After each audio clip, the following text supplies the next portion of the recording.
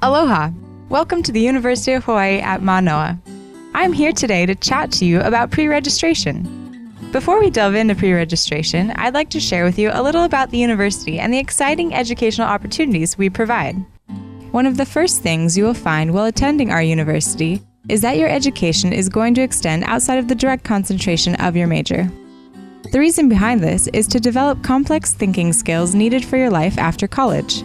These skills are necessary for success in any endeavor and cannot simply be memorized and regurgitated. They come from sustained intellectual work in a wide range of ideas and perspectives, which may only be obtained by seeking knowledge outside of what you already know. The challenge is to make college affordable for all students, and the key to this is keeping all students on track at all times.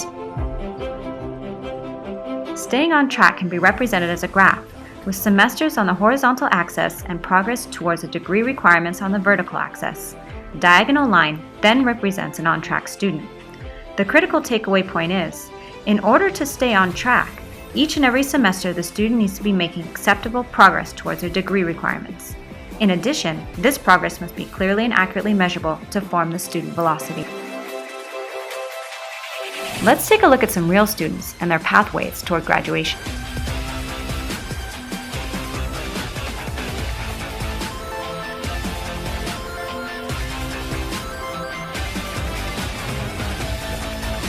I think the challenge is clear.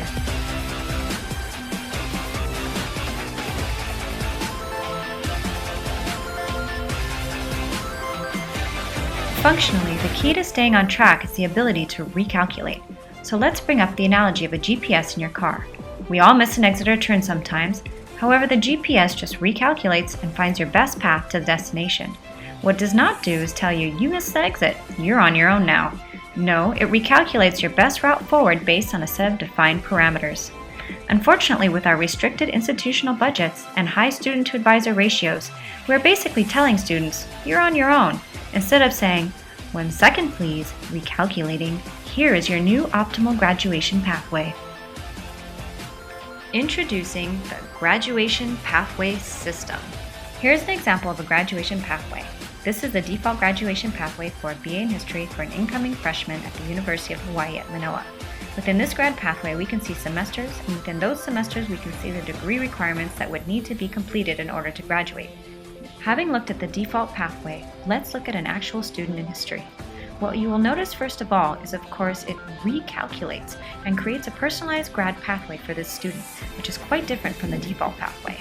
However, by scrolling down through the student's pathway, we can see that this student is still on track to graduate in 4 years. In fact, at this velocity, the student will most likely graduate in less than 4 years. This is an exceptional student. So why don't we reset their per semester pathway credits from 15 credits to 18 credits per semester and see what their new pathway to graduation looks like. As can be seen, the pathway recalculates with a default of 18 credits per semester, and it looks like they're on track to graduate in 3 years. By doing this, the student can now go on to study abroad or declare a double major and still graduate in 4 years. So far, we have looked at a grad pathway for an incoming freshman. Let's look at a grad pathway for a transfer student. This transfer student has taken 2 years at another institution. However, if we scroll down, they're still on track to graduate in 4 years.